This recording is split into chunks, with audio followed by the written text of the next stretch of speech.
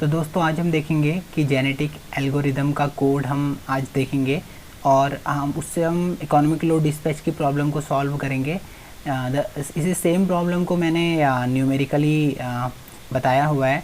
तो पहले आप जेनेटिक एल्गोरिदम के प्लेलिस्ट में जो 17 वीडियोज़ हैं आप उनमें गो थ्रू करिए और वहाँ पे देखिए कि हम इस न्यूमेरिकल को कैसे सॉल्व करते हैं।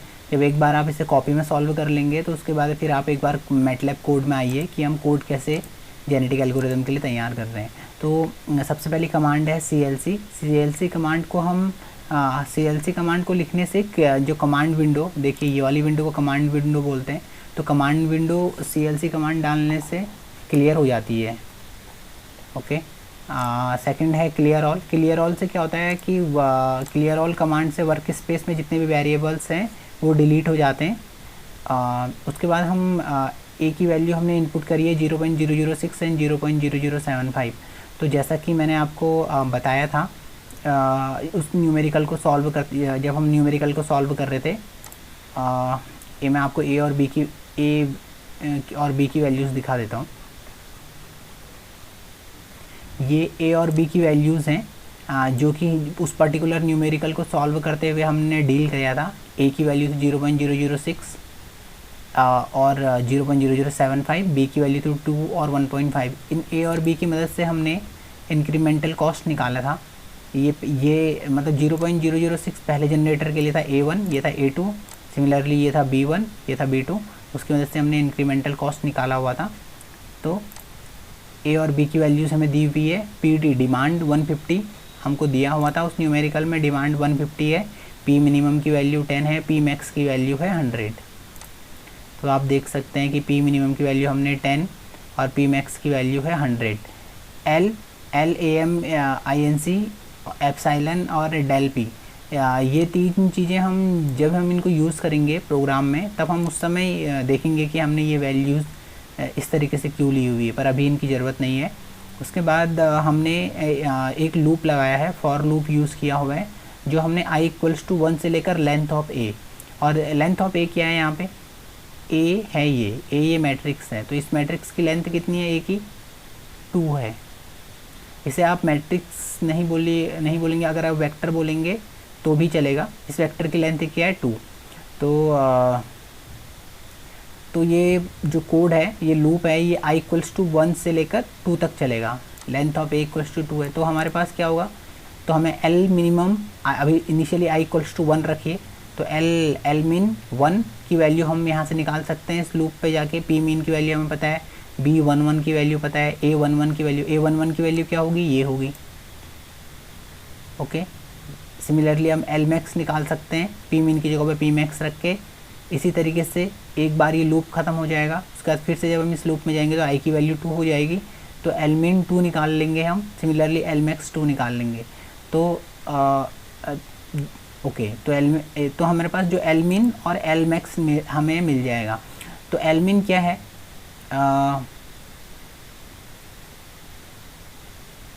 L min एक हमारे पास वेक्टर होगा जिसमें 2 वैल्यूज़ होंगी, क्योंकि i = 1 के लिए L min की एक वैल्यू होगी और i = 2 के लिए L min की एक दूसरी वैल्यू होगी। तो अभी हम क्या करते हैं कि हम इस जेनेटिक एल्गोरिदम से बाकी नीचे के सारे कोड को कमेंट कर देते हैं। यस, और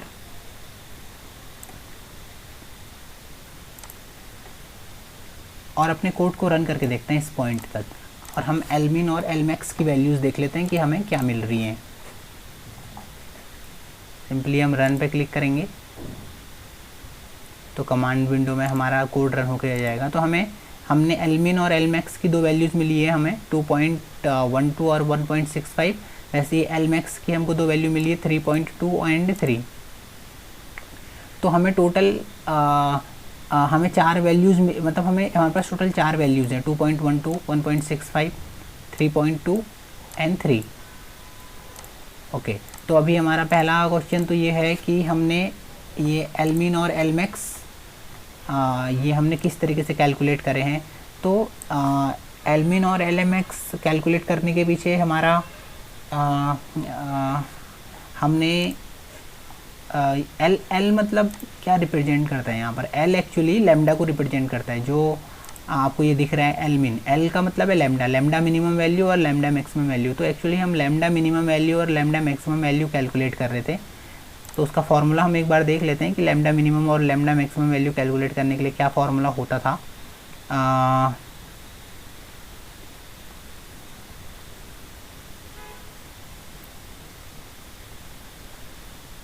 ओके, हम लैम्डा मिनिमम और लैम्डा मैक्सिमम की वैल्यू क्यों कैलकुलेट कर रहे हैं?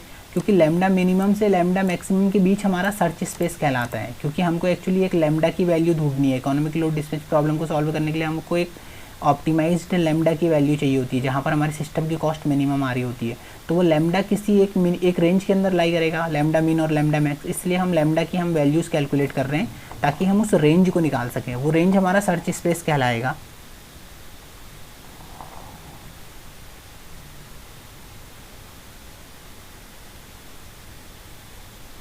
ओके, तो हमने एक्चुअली इस फार्मूले की मदद से हम लैम्डा निकाल सकते हैं। अगर आप इस फार्मूले पे ध्यान दें तो ये है पी अगर हम इसको पी को यहाँ पर टू इंटू ए आई से मल्टीप्लाई करें तो ये हो जाएगा 2 AI PI equals to lambda I minus B I. और इस माइनस बी आई के साइन को अगर हम लेफ्ट साइड लेके चले जाएंगे तो वो क्या हो जाएगा 2 AI PI plus B I equals to lambda I. तो ये फार्मूला यूज़ करके ये इस सेम फार्मूला को हम यूज़ कर रहे हैं इस पॉइंट पे। ये 2 AI into P I into P plus B.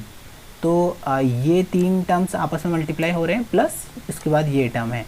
तो आप इसको एक बार अच्छे से देखिएगा तो आपको पता चलेगा कि अगर आप पी आई की जगह पे पी मिनिमम रखते हैं तो आपको लैम्डा मिनिमम की वैल्यू मिलती है, और पी मैक्स रखते हैं तो आपको लैम्डा मैक्स की वैल्यू मिलती है। तो यहाँ पर लैम्डा मिन की 2 वैल्यूज़ मिली हैं, लैम्डा मैक्स की 2 वैल्यूज़ मिली हैं, क्योंकि हमारे पास A11 और B11 की वैल्यूज़ डिफ़र कर रही थी। पहले जनरेटर के लिए A11 कुछ था और दूसरे जनरेटर के लिए अलग था।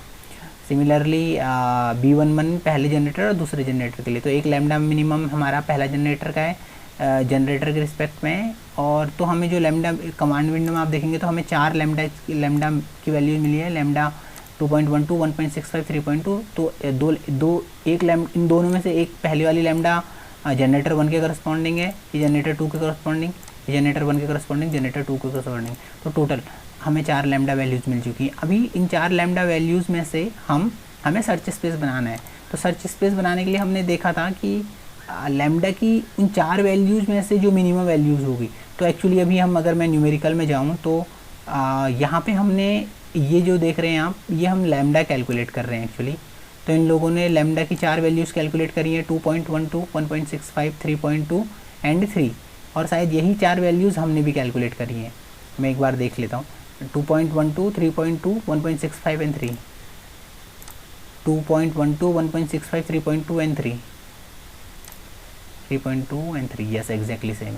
तो इन चारों वैल्यूज़ में से लैम्डा की सबसे मिनिमम वैल्यू क्या है 1.65, और सबसे मैक्सिमम वैल्यू क्या है 3.2। तो हमारा सर्च स्पेस क्या हो जाएगा 1.65 एंड 3.2 के बीच में हमारा सर्च स्पेस कहलाएगा। मतलब जो भी हमारा फाइनल सॉल्यूशन है लैम्डा का, वो इन दोनों के बीच में आने। तो हमने लैम्डा मिन और लैम्डा मैक्स की 4 वैल्यूज़ निकाल लेंगे। अभी उसमें से हमने इन लैम्डा की सारी वैल्यूज़ में से हमें मिनिमम लैम्डा और मैक्सिमम लैम्डा सेलेक्ट करना है, जो कि हमें पता है। अभी हम देख के तो यहाँ बता सकते हैं कि 1.65 एंड 3.2 होंगे। कोड में हम देखते हैं हम कि ये कैसे करने वाले हैं कोड में। ठीक है, अभी ये कोड जो मैंने कमेंट किया था इसके कमेंट में हटाते जाता हूँ, इतना हिस्सा कमेंट का हटाता हूँ, अनकमेंट करता हूँ। ठीक है, अभी हम देखिए कि यहाँ पर हम क्या क्या करने वाले हैं। हम जेनेटिक एल्गोरिदम के पैरामीटर्स को डिफ़ाइन करने वाले हैं। अभी इन दोनों की मदद से हमें लैम्डा मिन और लैम्डा मैक्स की लैम्डा मिन और लैम्डा मैक्स, क्योंकि ये देखिए ये तो एक वेक्टर है, इस वेक्टर में लैम्डा की 2 वैल्यू है, वैसे ही मैक्स में भी लैम्डा की 2 वैल्यूज़ हैं। पर हमें फाइनली लैम्डा मिनिमम लैम्डा और मैक्सिमम लैम्डा चाहिए, जो कि हम इस पॉइंट पे कैलकुलेट कर रहे हैं। ये फाइनल मिनिमम लैम्डा है, तो ये मिनिमम लैम्डा, सिमिलरली ये मैक्सिमम लैम्डा। तो हमें एक मिनिमम लैम्डा और मैक्सिमम लैम्डा की वैल्यू मिल जाएगी इस पॉइंट पर। तो हम देखते हैं कि इटरेशंस क्या होते हैं। मैक्सिमम इटरेशंस क्या लिखा हुआ है 100 लिखा हुआ है। इटरेशंस मैंने तुमको बताया था कि इटरेशंस को हम कैसे समझते हैं कि हमने एक्चुअली जो ये प्रॉब्लम था, पर्टिकुलर प्रॉब्लम सिर्फ एक इटरेशन के लिए सॉल्व किया हुआ था, और मैंने आपको बताया था कि हम कितने भी इटरेशंस कर सकते हैं। इस पॉइंट पर हमने क्या किया हुआ था कि हमारे पास जो पॉपुलेशन टोटल हमारे पास 6 पेरेंट्स थे, हमने 6 ऑफस्प्रिंग बनाए, टोटल पॉपुलेशन हमारे पास 12 हो गई। उस 12 पॉपुलेशन में से हमने बेस्ट 6 को सेलेक्ट किया। अब ये पॉपुलेशन नेक्स्ट इटरेशन के लिए पेरेंट्स की तरह बिहेव करने वाले थे, तो हमारा एक इटरेशन इस पॉइंट तक कंप्लीट हो चुका है। अब हमें नेक्स्ट सेट के लिए फिर से पेरेंट्स मिल चुके हैं, तो अब हम दूसरा इटरेशन स्टार्ट करेंगे। उसके बाद हम उसी तरीके से इन पेरेंट्स की मदद से ऑफस्प्रिंग बनाएंगे, और पेरेंट्स और ऑफस्प्रिंग टोटल मिला के 12 हो जाएंगे, उसमें से फिर से बेस्ट 6 चूज करेंगे, तो फिर वो अगली नेक्स्ट वो थर्ड इटरेशन के लिए पेरेंट्स की तरह। तो इसी तरह हम कितने भी इटरेशंस कर सकते हैं। तो उन इटरेशंस को हमने यहाँ पे आई इटर मैक्स नाम से दे रखा है कि मैक्सिमम इटरेशन हम चाहते हैं कि 100 से ज़्यादा ना हो। एन पॉप क्या होता है? एन पॉप क्या होता है? Number of population. पॉपुलेशन हमने 6, मतलब हमने अपने सिस्टम में 6 क्रोमोजोम इनिशियली 6 क्रोमोजोम मतलब 6 पेरेंट्स हमने चूज़ किए हुए थे। ये इनिशियल पॉपुलेशन थी जो आप देख सकते हैं 6 है। तो ये नंबर ऑफ पॉपुलेशन को क्या बताता है कि इनिशियल पॉपुलेशन हमारे पास 6 है। एक पॉपुलेशन में कितने बिट्स होंगे? 6 बिट्स होंगे। हमने सेम लिया था कि एक पॉपुलेशन में कितने बिट होंगे। ये एक पॉपुलेशन है, इस पॉपुलेशन में कि एक क्रोमोसोम के अंदर कितने बिट हैं? 1 2 3 4 5 6, तो 6 बिट्स होंगी। तो ये n बिट्स ये 6 उसको दिखाता है। n वेरिएबल को हम तब देखेंगे जब हम कोड में इसका यूज़ करेंगे उस पॉइंट ऑफ टाइम। अब ओके, क्रोमोसोम की लेंथ के लिए हम n_var इंटू n बिट्स का हम यूज़ कर रहे हैं। ठीक है, क्रोमोसोम की लेंथ कितनी है हमारे पास? ओके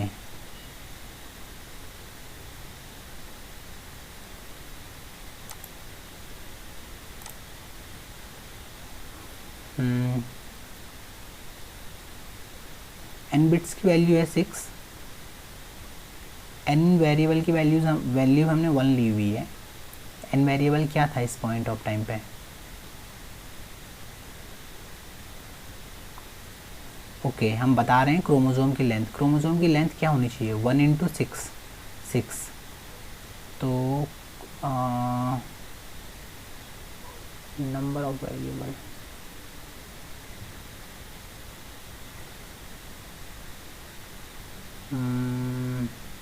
ओके, हम देखेंगे अभी आप ये सोच के चलिए कि n वेरिएबल एक वेरिएबल है, इसका इम्पोर्टेंस हम देखेंगे।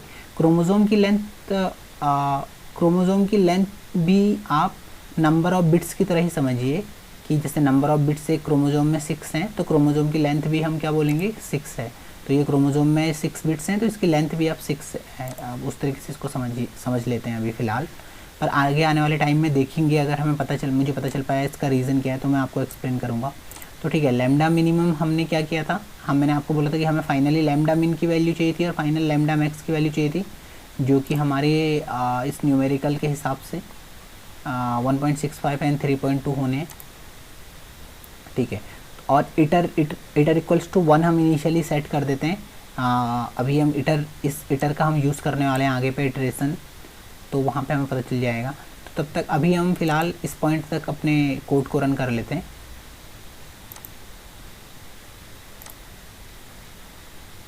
यस, तो अभी आपको दिखेंगे कि लैम्डा की मिनिमम वैल्यू 1.65 और मैक्सिमम वैल्यू 3.2, जो कि कोड के इस वाले पार्ट से लिख लिए। लैम्डा की मिनिमम वैल्यू जो ये एल मिन क्या था? मैंने आपको बोला था एक वेक्टर था, इस वेक्टर के अंदर 2 वैल्यूज़ थी, उन दोनों में से जो मिनिमम थी वो हमने लिख दी, इस वाले वेरिएबल के अंदर डाल दी। सिमिलरली एल मैक्स एक वेक्टर था, इस वेक्टर के अंदर 2 वैल्यूज़ थी, उसमें से जो मैक्स कमांड थी, मतलब मैक्स कमांड मतलब इस एल वेक्टर के अंदर जो भी 2 वैल्यूज़ है उनमें से जो मैक्सिमम वैल्यू है उसको इसके अंदर डाल दीजिए। तो इस तरीके से हमने यहाँ तक प्रोग्राम का कोड रन कर दिया 26 तक। अभी पहले एक बार मैं स्क्रॉल करके देख लेता हूँ कि टोटल इस कोड में जेनेटिक एल्गोरिथम के कोड्स में कितनी लाइंस का ये कोड है। मोर और लेस ये 217 लाइंस का कोड है, but okay, we will go through this. तो हमने इटर इक्वल्स टू 1 तक अपने कोड को रन कर लिया है और देख लिया। अब हम आगे बढ़ेंगे। जो ये 2 लाइंस हैं ये हमने कमेंट करके रखी हैं, शायद हमने पहले इन 2 लाइंस को यूज़ करने की कोशिश कर रहे थे, पर हम कमेंट करके रखी हुई है। इस बात का मतलब यह है कि अभी इस पर्टिकुलर कोड में ये लाइंस हमारे काम की नहीं है, तो इनका लाइंस का कोई यूज़ नहीं है। ओके, तो अब हम नेक्स्ट लाइन में जाएंगे, इनिशियलाइजेशन ऑफ पॉपुलेशन। अभी हम इनिशियलाइजेशन ऑफ पॉपुलेशन कर रहे हैं। तो जो ये कमांड है आप देख सकते हैं यहाँ पर पॉप बिन, अभी मैंने इस कमांड को कमेंट किया हुआ है, पर जब मैं इस कमांड का कमेंट हटाऊँगा तो क्या होता है कि जब हम मैं इस कमेंट को साइन को अगर रिमूव कर देता हूँ, ओके, तो यहाँ एक रैंडम फंक्शन का यूज़ हुआ है, RAND रैंडम फंक्शन। तो ये रैंड फंक्शन क्या करता है कि जो क्रोमोजोम्स होते हैं, जो ये इनिशियल पॉपुलेशन है, ये रैंडमली कुछ भी असाइन कर सकता है। 101101 जैसा कि आपको दिख रहा है, ये रैंडमली कुछ भी हो सकते हैं, ये कोई भी चीज़ें हो सकती हैं। तो अभी क्योंकि हम एक पर्टिकुलर न्यूमेरिकल के अकॉर्डिंग चल रहे हैं, जो न्यूमेरिकल हमने यहाँ सॉल्व किया हुआ है, यहाँ पे हमने जो भी इनिशियल पॉपुलेशन ली थी, इसी इनिशियल पॉपुलेशन के बेस पे हमने कैलकुलेशंस करी है। ये आप देख सकते हैं, इसी इनिशियल पॉपुलेशन के बेस पे हमने कैलकुलेशन करी है। तो मैं ये चाह रहा था कि अभी थोड़ी देर के लिए हम इस कमांड को कमेंट कर देंगे फिर से, और पॉपुलेशन वही लेंगे जो हमने पर्टिकुलरली इस न्यूमेरिकल में ली है, ताकि आपको ताकि जो भी वैल्यूज़ हैं वो इसी तरीके की वैल्यूज़ आए जो भी हमने यहाँ पर कैलकुलेट करी हैं। उससे फ़ायदा क्या होगा कि हमको एनालाइज करने में सुविधा होगी। पर जब आप फाइनली जब आप कोड बनाएंगे तो आप उस समय इतने जो ये है, जो मैंने ये पर्टिकुलर पॉपुलेशन ली है, इसको आप हटा सकते हैं। इसकी जगह पे सिर्फ इस वाली लाइन को, लाइन नंबर 30 को का ये कमेंट हटा के लाइन नंबर 30 को यूज़ कर सकते हैं।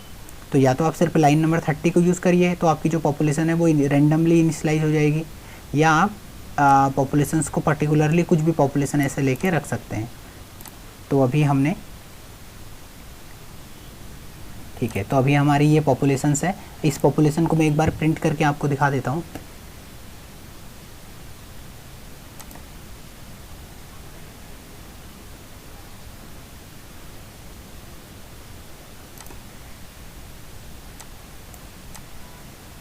ओके, तो ये मेरी पॉपुलेशन है इनिशियली, जो पॉपुलेशन मैंने वहाँ पे ली है, तो इसको मैंने प्रिंट करके आपको दिखा दिया है। अभी इस पॉपुलेशन को प्रिंट करने के बाद हम क्या करते हैं, डिकोड करते हैं। डिकोड मतलब, क्योंकि ये पॉपुलेशन हमने बाइनरी पॉपुलेशन है, POP_BIN, BIN का मतलब बाइनरी, तो ये बाइनरी पॉपुलेशन है। तो बाइनरी पॉपुलेशन को हमें बाइनरी टर्म्स को डेसिमल में कन्वर्ट करना पड़ता है। जैसा कि आप यहाँ पर देख सकते हैं कि ये पॉपुलेशन बाइनरी थी, इस बाइनरी को हमने डेसिमल वैल्यू में कन्वर्ट किया हुआ है। तो डेसिमल वैल्यू में कन्वर्ट करने के लिए इतना ये कमांड है, बाइनरी टू डेसिमल का यूज़ करते हैं। और बीच में हमने एक स्ट्रिंग वेरिएबल लिया हुआ है, स्ट्रिंग वेरिएबल का आप देख सकते हैं कि यहाँ पर हमने यूज़ किया हुआ है। तो इतना जो कमांड का कोड है, मैं हर एक पीस को कम्प्लीटली एक्सप्लेन नहीं कर रहा हूँ, पर अगर आपको कोडिंग का आइडिया है तो आपको समझ में आ जाएगा कि हम यहाँ पर क्या कर रहे हैं। इस पर्टिकुलर के लिए चाहे मैं आपको बता देता हूँ कि P=1 से लेकर npop तक ये कोड चलने वाला है। npop क्या है, npop की वैल्यू है 6, नंबर ऑफ पॉपुलेशन, क्योंकि हमारे पास 6 पॉपुलेशन है, तो npop की वैल्यू होगी 6। तो पहली पॉपुलेशन को डेसिमल वैल्यू में कन्वर्ट कर देगा, दूसरी डेसिमल वैल्यू में, दूसरी पॉपुलेशन को भी डेसिमल वैल्यू में कन्वर्ट हो जाएंगी। ऐसे करके जितने भी 6 के 6 पॉपुलेशन है वो डेसिमल वैल्यू में कैलकुलेट होकर DEC वैल्यू। अब ये DEC वैल्यू के अंदर 6 वैल्यूज़ हैं, हर एक रो के करस्पॉन्डिंग एक डेसिमल वैल्यू है। तो जो, क्योंकि ऑलरेडी मैं इसको रन कर चुका हूँ तो हम देख सकते हैं। तो इस बाइनरी के अकॉर्डिंग डेसिमल वैल्यू 45 मिलने वाली है, इस बाइनरी के करस्पॉन्डिंग डेसिमल वैल्यू 10 मिलने वाली है, और ये सिमिलरली सबके करस्पॉन्डिंग डेसिमल वैल्यूज़ लिखी हुई है हमने यहाँ पे। अभी हमने इनिशियली पॉपुलेशन ले ली थी, पॉपुलेशन के बाद हमने डेसिमल वैल्यूज़ कैलकुलेट कर ली हैं, डेसिमल वैल्यूज़ के बाद हमें लैम्डा वैल्यू कैलकुलेट करनी है। अभी हम अगर डेसिमल वैल्यू से लैम्डा वैल्यू कैलकुलेट करने का क्या तरीका था या क्या फार्मूला था, वो फार्मूला आप यहाँ पे देख सकते हैं। डेसिमल वैल्यू अगर आपको पता है, लैम्डा मैक्स और लैम्डा मिन की वैल्यू पता है आपको, L आपको पता है, L is the number of bits in the chromosome जो कि 6 है, और हम इसे लेंथ ऑफ क्रोमोजोम भी बोलते हैं। L की वैल्यू पता है तो सब कुछ आपको पता है, लैम्डा मिन पता है, लैम्डा मैक्स पता है, L पता है, DB पता है, तो आप लैम्डा कैलकुलेट कर सकते हैं। तो सिमिलरली हमने डेसिमल यस, तो जो इतना प्रोग्राम का कोड है वो पर्टिकुलर इस फार्मूले के अकॉर्डिंग है। तो अगर आप इस फार्मूले को देखेंगे और इस प्रोग्राम के कोड को देखेंगे यहाँ से यहाँ तक लेकर, तो आप लैम्डा की वैल्यूज़ निकाल लेंगे। तो हमें लैम्डा की 6 वैल्यूज़ मिल जाएंगी, जो कि आप यहाँ पर देख सकते हैं 2.7571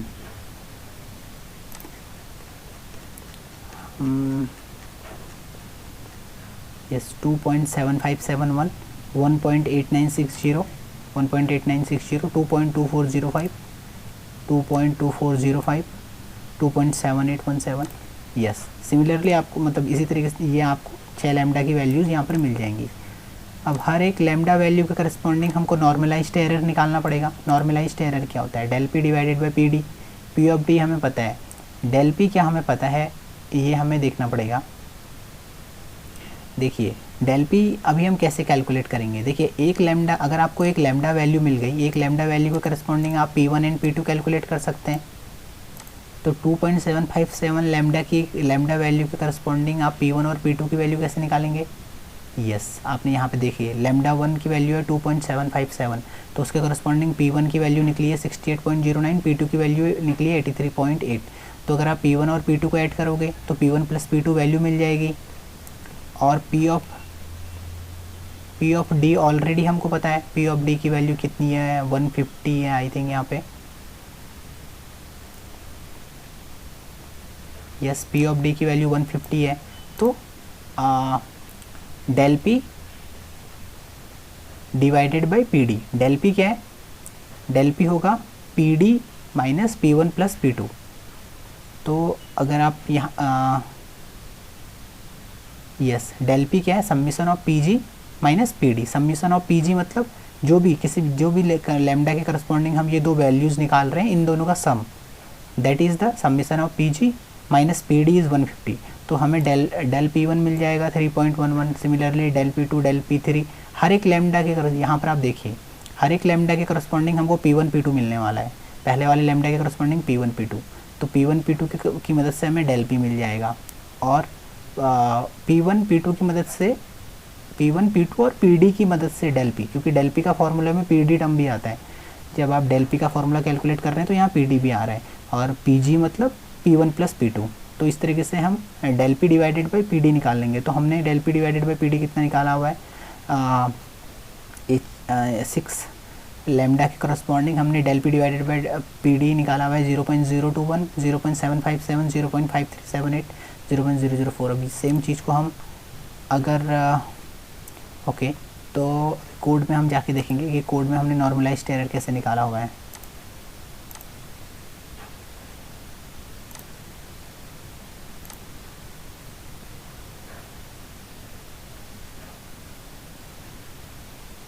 यस तो अगर आपको दिख रहा है तो एक n ऑफ e एक नाम से हमने एक यहाँ पर असाइन किया हुआ है n ऑफ e। अगर आप n ऑफ e को प्रिंट करेंगे तो आपको पता चलेगा कि n ऑफ e के अंदर हमारी n ऑफ e के अंदर हमारे पास यही सेम वेक्टर होगा। हम एक बार प्रिंट करने की कोशिश करते हैं।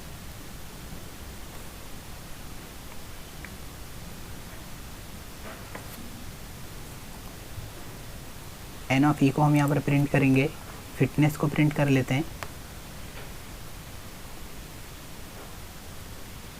ओके तो हम इस कोड को दोबारा एक बार रन करके देखते हैं।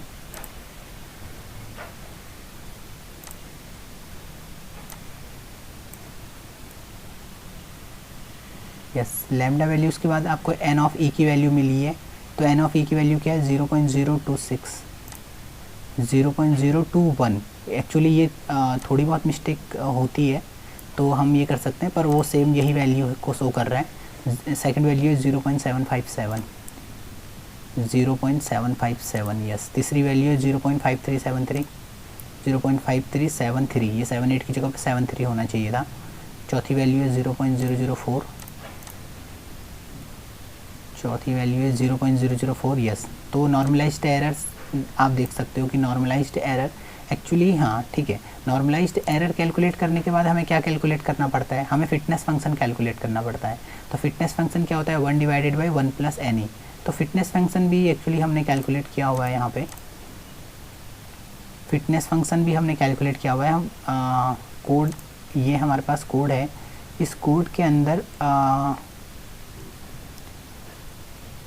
हम यहाँ पे फिटनेस कैलकुलेट कर रहे हैं। Fitness equals to 1 divided by 1 plus N E normalized error.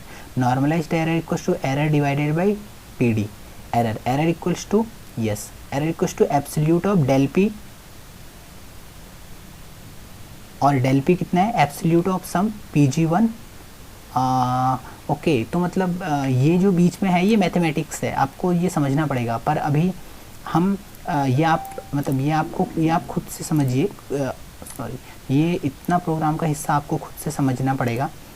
ये कठिन नहीं है, सिंपल है। आप देखेंगे तो आपको पता चल जाएगा नॉर्मलाइज्ड एरर की वैल्यू कैसे निकाल रहे हैं हम यहाँ पे।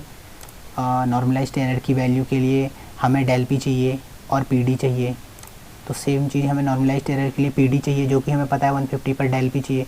तो डेल P को ये क्या बोल रहे हैं, एरर P बोल रहे हैं।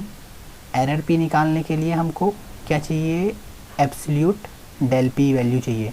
Okay, del P, absolute del P value को ये एरर बोल रहे हैं। तो डेल P, यस, देखिए ये एब्सोल्यूट, ये जो साइन दिख रहा है ना, इस साइन की वजह से एब्सोल्यूट लिखा है उन्होंने।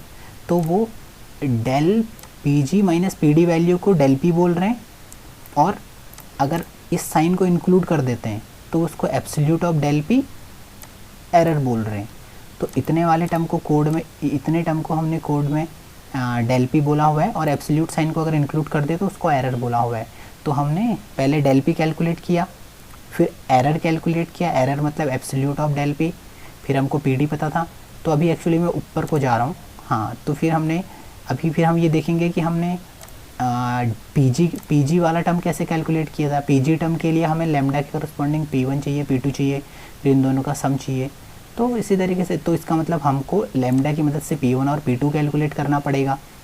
तो वही सारी चीज़ें हम यहाँ पर कैलकुलेट कर रहे हैं।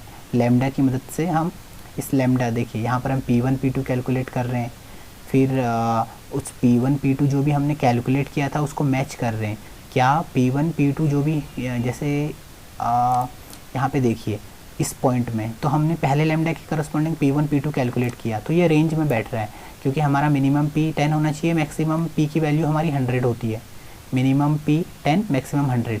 तो क्या ये 10 और 100 के बीच में है, यस। तो ये दोनों सेटिस्फाई करिए। पर जब हमने दूसरे लैम्डा 2 के करस्पॉन्डिंग P1 और P2 कैलकुलेट करेंगे तो उस समय हमें ध्यान देना होगा कि अगर मान ली जब हमने लैम्डा 2 इक्वल्स टू 1.896 के करस्पॉन्डिंग P1 कैलकुलेट करेंगे तो हमारा -8.66 वैल्यू मिलेगी, जो कि वॉयलेट कर रही है लिमिट को। तो हमको पता है आप लोगों को कि इकोनॉमिक लोड डिस्पैच में हम क्या करते हैं, उसको जनरेटर का मिनिमम सेट कर देते हैं 10। तो हमने जनरेटर का इसको मिनिमम सेट कर देंगे 10।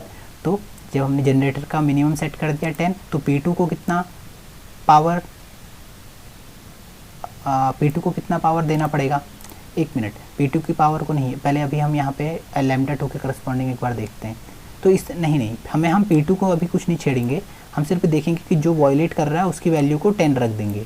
तो अभी फ़िलहाल हमारा इतना ही काम है। हम ये कंक्लूड करने की कोशिश नहीं करेंगे कि P1 plus P2 equals to PD होना ही चाहिए, क्योंकि उसी को हम एरर कर रहे हैं। क्योंकि जब P1 plus P2 equals to PD नहीं होगा और उसी को हम यहाँ पर से सेपरेट करके वही हमारा फाइनली एरर बनेगा। कंप्यूटेशन ऑफ एरर इसीलिए लिखा हुआ है।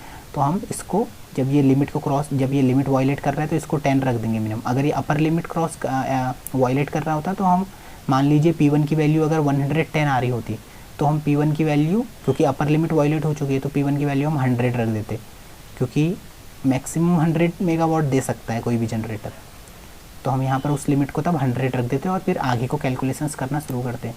तो जो इतना कोड है, कोड का इतना वाला हिस्सा है, वो आपको यही बता रहा है। यहाँ पे हम कंपैरिजन कर रहे हैं कि जो भी हम P की वैल्यू कैलकुलेट कर रहे हैं किसी भी लैम्डा के करस्पॉन्डिंग, हमने ये इस लैम्डा के करस्पॉन्डिंग हम जो भी वैल्यू कैलकुलेट कर रहे हैं वो P की वैल्यूज़ लिमिट के अंदर है कि नहीं है। अगर वो P की वैल्यूज़ लिमिट के अंदर नहीं है तो उनको लिमिट के अंदर रखो। और इसी तरीके से तो ये कोड का कुछ हिस्सा है यहाँ पे। ये कोड का हिस्सा आप एक बार खुद देख लीजिएगा। ये A P1 square plus B1 P1, ये आई थिंक कॉस्ट से रिलेटेड, ओके यस, यहाँ पर आपको दिख रहा है ये कॉस्ट से रिलेटेड फंक्शन हम कैलकुलेट किए हैं। हमने यहाँ पर एक्चुअली कॉस्ट कैलकुलेट कर ली है, ये cost function f of P I. आपको पता है कि A P1 स्क्वायर, ये P G1 स्क्वायर, तो वो मतलब ये P1 स्क्वायर है, और B P1 स्क्वायर। तो ये जनरेटर की कॉस्ट का फंक्शन है, तो हमने जनरेटर की कॉस्ट कैलकुलेट करी है पहले वाले जनरेटर की। सिमिलरली हर एक लैम्डा के करस्पॉन्डिंग हम जनरेटर की एक कॉस्ट कैलकुलेट करेंगे, उसका भी अभी हम आगे पे यूज़ देखेंगे। ठीक है, तो पहले हम फिटनेस फंक्शन हमने कैलकुलेट कर लिया था 1/1 plus normalized error. Normalized error के लिए मैंने आपको बताया कि आपको क्या क्या चीज़ें करनी है यहाँ पे। तो जैसे ही आप इस कोड से बाहर निकलेंगे तो आपको फिटनेस एफ ऑफ टी को मैं एक बार प्रिंट करके आपको बताता हूँ एफ ऑफ टी क्या है यहाँ पे। ये तो हमने कॉस्ट कैलकुलेट कर ली थी, हर एक लैम्डा के करस्पॉन्डिंग हमारा जनरेटर की कितनी कॉस्ट आ रही है। जो फाइनल टर्म है एफ ऑफ टी, ये सारी कॉस्ट का सम है। इस एफ ऑफ टी टर्म का हम यूज़ कहाँ पर कर रहे हैं, ये एक देखने वाली बात है। ओके ठीक है, अभी हमने ये कैलकुलेट करके रख दिया है एफ ऑफ टी। यस, इस एफ ऑफ टी को हम यहाँ पर प्रिंट करवा रहे हैं।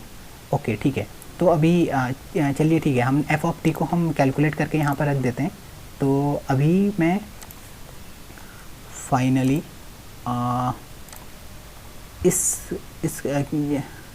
इस वाली लाइन को प्रिंट कराना चाहता हूँ। तो मैंने इस लाइन के लास्ट में जो सेमी कॉलन था उसको हटा दिया, कोड को दोबारा रन किया।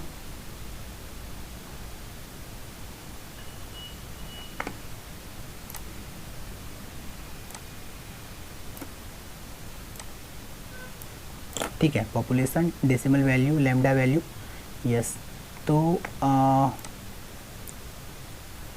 ये तो मेरी पॉपुलेशन हो गई, जैसा कि आप यहाँ पे देख सकते हैं कि इनिशियल पॉपुलेशन, फिर डेसिमल वैल्यू होनी चाहिए, decimal value. Okay, decimal value हमने कोड में डाली थी कि नहीं डाली थी, डेसिमल वैल्यू हमने नहीं डाली थी। तो decimal value DEC value, control C।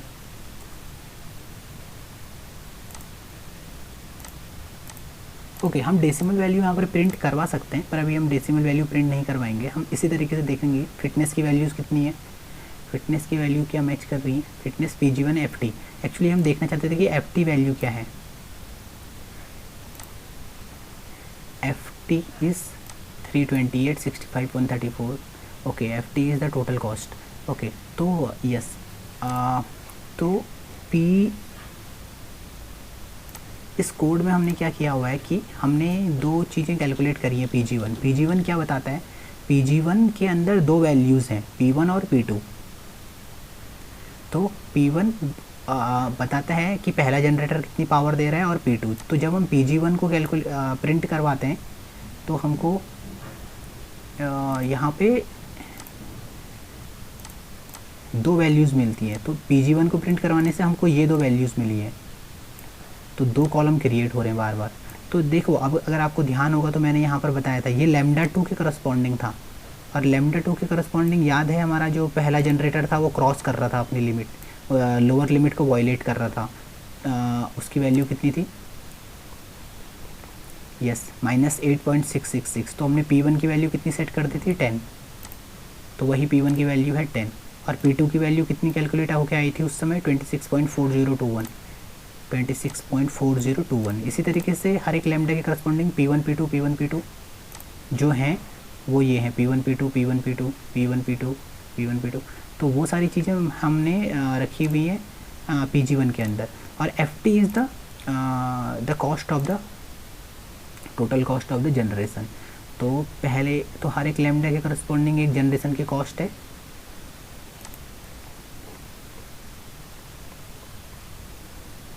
Yes, अभी वो कॉस्ट का हमने इस टेबल में कहीं कुछ यूज़ नहीं किया हुआ है, पर हम उस मतलब हमने वो कैलकुलेट करके बस रखा हुआ है, अभी हमने उसका कोई यूज़ नहीं किया हुआ है। ठीक है, अभी हम submission F of I, submission F of I क्या होता है कि जितने भी फिटनेस फंक्शन हमें मिला है सबका अगर हम सबमिशन कर दें, क्योंकि हमको फिटनेस फंक्शन का एक वेक्टर मिल चुका है, आपने अगर ध्यान दिया होगा तो फिटनेस फंक्शन का वेक्टर का नाम क्या है, फिटनेस है। तो अगर मैं फिटनेस के अंदर जितने भी सारे वेरिएबल्स हैं, जितने भी सारे नंबर्स हैं, अगर सबका सम कर दूं तो मुझे क्या मिल जाएगा, summation of F I. Fitness के अंदर अगर मैं सबका सम कर दूं तो मुझे मिल जाएगा समेशन ऑफ एफ आई, जो कि आएगा 4.84। तो हमने देख लिया था कि ये सारी वैल्यूज़ को कैलकुलेट करना। तो ओके, तो मैं आपको बताता हूँ कि अभी राउलेट व्हील सिलेक्शन, ये सिलेक्शन और राउलेट व्हील सिलेक्शन क्या है। मैटलैब के कोड में हम जाएंगे तो हम देखेंगे जैसे ही हमने इस पॉइंट तक हम अपना कोड कवर कर लेते हैं, उसके बाद हम एक लूप के अंदर जाते हैं, फॉर लूप के अंदर। तो इटरेशंस लिखा हुआ है 1 to 50। ये इटरेशंस वही इटरेशंस हैं जो मैंने आपको बताए थे, जो हमने ये पूरा न्यूमेरिकल देखा था, ये सिर्फ एक इटरेशन के लिए देखा था। तो ऐसे ही हम कितने इटरेशन करने, जैसे इसमें लिखा है कि after 45 iterations what will be the result, तो वही इटरेशन है। हर एक इटरेशन के बाद हमारे पास रिजल्ट आते रहते हैं। तो हम अपने प्रोग्राम को 50 इटरेशंस के लिए, जेनेटिक एल्गोरिदम के कोड को 50 इटरेशंस के लिए रन करना चाहते हैं। इसी हमने एक्चुअली ऊपर पे इटरमैक्स चलाया, इटरमैक्स एक सेव किया था 100। तो हमें क्या करना चाहिए था कि हम यहाँ पर ऐसा भी लिख सकते थे 50 की जगह पे कि इटरमैक्स कर कि हमारा प्रोग्राम कोड रन करेगा इटर इक्वल्स टू 1 से लेकर इटरमैक्स। तो जो ये 50 हमने यहाँ दिया है, हम वही 50 को हम यहाँ पर इटरमैक्स में दे सकते हैं। ठीक है, तो राउलेट व्हील सिलेक्शन क्या होता है? देखिए, पहले आपको पता होना चाहिए कि राउलेट व्हील क्या होता है। तो मैं आपको बताता हूँ राउलेट व्हील एक इस तरीके का व्हील है। तो इसमें देखिए, जो ब्लू कलर का, जो ये स्काई ब्लू कलर का एरिया है, ये सबसे ज़्यादा मैक्सिमम है, ये इसका एरिया मैक्सिमम है। तो अगर ये व्हील रोटेट कर रहा होगा, और आप एक डार्ट को, यस मान लीजिए फिक्स्ड पॉइंट है, तो इस फिक्स्ड पॉइंट पर कौन सा कलर आने की प्रोबेबिलिटी सबसे ज़्यादा है। आप इस व्हील को तेज़ी से रोटेट करिए, ये पॉइंट फिक्स है यहाँ पे। तो जो ये स्काई ब्लू कलर का एरिया सबसे ज़्यादा है, तो मैक्सिमम प्रोबेबिलिटी इस स्काई ब्लू कलर के एरिया की है, कि मैक्सिमम प्रोबेबिलिटी है कि ये वाला एरिया ही इस फिक्स्ड पॉइंट के यहाँ पर आएगा। मतलब जो ये फिक्स्ड पॉइंट जो ऐसे इंडिकेशन कर रहा है वो ये। तो अभी आप देखिए कि फिटनेस, अगर आप ठीक है, आप इस पे ध्यान मत दीजिए, क्रोमोसोम ABCDEF और फिटनेस वैल्यूज़ पे, क्योंकि ये मैंने इंटरनेट से डायरेक्टली उठाई है इमेज। मैं बस आपको एनालॉजी समझाना चाह रहा हूँ कि ये हमारा राउलेट व्हील है। जो ये राउलेट व्हील की हम बात कर रहे हैं, राउलेट व्हील सिलेक्शन, वो यही राउलेट व्हील की एक्चुअली हम बात करते हैं। तो यही राउलेट व्हील है। यही राउलेट व्हील में बहुत सारे हमारे पास डिफरेंट कलर हैं। अब हर एक कलर को एक पेरेंट की तरह अज्यूम करिए। हर एक कलर मतलब हर एक पेरेंट है। तो जो ये स्काई ब्लू वाला पेरेंट है, इसका कलर, इसका एरिया सबसे ज़्यादा है, इसका मतलब इसकी फिटनेस सबसे ज़्यादा है। जिसकी फिटनेस सबसे ज़्यादा, उसका एरिया सबसे ज़्यादा। तो जो फिक्स्ड पॉइंट है, अगर आप इसको व्हील को रोटेट करते हैं, तो सबसे ज़्यादा प्रोबेबिलिटी इस वाले एरिया की होगी कि ये इस फिक्स पॉइंट के यहाँ पर को आए। हाँ, तो ये राउलेट व्हील का कॉन्सेप्ट है। अभी इस एनालॉजी को हम अपने कोड में हम कैसे यूज़ कर रहे हैं, और इस हमने नोट्स में जहाँ पे मैं आपको बताता हूँ हम यहाँ पर इसको क्या कर रहे हैं। तो राउलेट व्हील के लिए हमें क्या कर रहे हैं, हम चाह रहे हैं कि हमारा जो भी पेरेंट सबसे ज़्यादा फिट है उसको डुप्लीकेट कर दो। तो पता कैसे चलेगा सबसे ज़्यादा पेरेंट फिट है? उसकी फिटनेस वैल्यू निकालनी पड़ेगी। यहाँ तो हमें अभी इस व्हील में तो हम डायरेक्टली देख ले रहे हैं कि किस पेरेंट का एरिया सबसे ज़्यादा है, वो पेरेंट सबसे ज़्यादा फिट है, तो हम यहाँ से डायरेक्टली बोल सकते हैं। पर अपने न्यूमेरिकल में हम नहीं बोल पाएंगे, तो हमें अपने न्यूमेरिकल में फ़िटनेस वैल्यू निकालनी पड़ेगी। जब तक हम फिटनेस फंक्शन नहीं निकाल लेते हर एक पेरेंट का, तब तक हम बोल नहीं पाएंगे कि कौन पेरेंट सबसे ज़्यादा फिट है। तो हम हर एक पेरेंट की फ़िटनेस वैल्यू निकाली थी हमने फिटनेस फंक्शन। तो ये नॉर्मलाइज्ड एरर निकालना, फिटनेस फंक्शन निकालना, एक्सपेक्टेड काउंट निकालना, ये सारी चीज़ें हम राउलेट व्हील सिलेक्शन के अंदर पे करते हैं। तो कोड में हम देखते हैं कि हम जैसे ही राउलेट व्हील के अंदर आते हैं, तो हमने एक वेरिएबल बनाया सम ऑफ फिट, जिसके अंदर सम ऑफ फिटनेसेस लिखा हुआ है। यही सम ऑफ फिटनेसेस, ये 4.84 होगा। तो ये सारी फिटनेस फंक्शंस हैं, इन सब का सम होगा 4.84। ठीक है, तो सम ऑफ फिटनेसेस, अभी इस कोड को मैंने रन किया हुआ है, मैं आपको दिखाता हूँ। यस, तो सम ऑफ फिट की वैल्यू हमें मिली है 4.84। आप यहाँ पर देख सकते हैं सम ऑफ फिट की वैल्यू मिली है 4.84। सम ऑफ फिट के बाद हमने क्या कैलकुलेट करी है, हमने प्रोबेबिलिटी कैलकुलेट करी है। प्रोबेबिलिटी कैसे कैलकुलेट करते हैं? Fitness divided by sum of fit. आप देखिए इतने को हम प्रोबेबिलिटी बोल रहे हैं, सिर्फ इतने को, F I divided by summation of F I. तो fitness divided by summation of fitness, इसको हम क्या बोल रहे हैं, प्रोबेबिलिटी, ओके, या एक्सपेक्टेड काउंट। इतने टर्म को हम बोल रहे हैं प्रोबेबिलिटी या एक्सपेक्टेड काउंट। तो हमने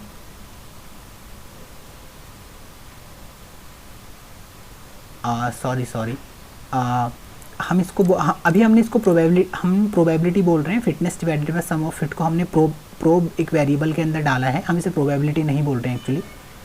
हम इस पूरे को ही इस पूरे को हम एक्सपेक्टेड काउंट बोलते हैं एक्चुअली।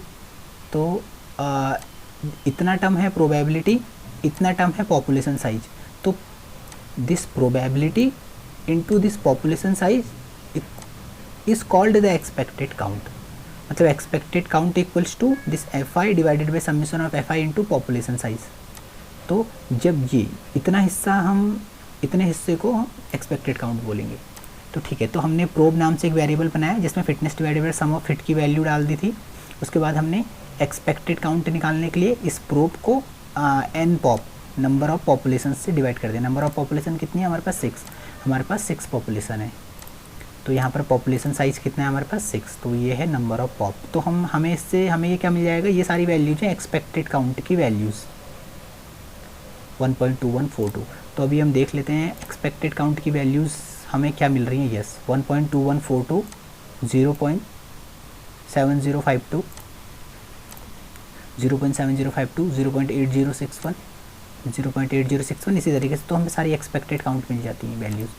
तो जब हमें एक्सपेक्टेड काउंट की वैल्यूज़ मिल चुकी हैं तो हम क्या करते हैं, अभी देखिए जिसका एक्सपेक्टेड काउंट, अभी हम इस क्या करते हैं ना, जैसे मैंने आपको बोला था राउंड ऑफ करते हैं हम यहाँ पर। तो अगर 1.2 को राउंड ऑफ करोगे तो 1 मिलेगा, 0.7 को राउंड ऑफ करके 1 मिलेगा। अगर हमारे पास यहाँ पर 1.21 की जगह पे 1.85 हो जाए या 1.9 हो जाए, उसको राउंड ऑफ करने से हमें 2 मिलेगा। तो उस 2 करने का मतलब है कि जो ये पॉपुलेशन है, जो पहला पेरेंट है जिसका एक्सपेक्टेड काउंट 2 रखा है, उसको कॉपी कर दो 2 बार। उसको 2 बार कॉपी करना है, मतलब किसी एक को हटाना पड़ेगा। तो जिसकी वैल्यू सबसे ज़्यादा लेस होगी उसको रिमूव कर दीजिएगा, क्योंकि फाइनली पॉपुलेशन हमारे पास सिर्फ 6 होनी चाहिए। तो हमने एक्सपेक्टेड काउंट बनाया। तो अभी इस वाले केस में, एक्चुअली इस पर्टिकुलर केस में हमारे पास एक्सपेक्टेड काउंट के बाद भी अभी इस एक्सपेक्टेड काउंट, अभी हमने क्या करना पड़ेगा, एक राउंड फंक्शन का यूज़ करना पड़ेगा, क्योंकि हमें राउंड करने पड़ेंगे सारी चीज़ें। 1.21 का राउंड हो गया 1। तो हम मैटलैब कोड में देखिए हमने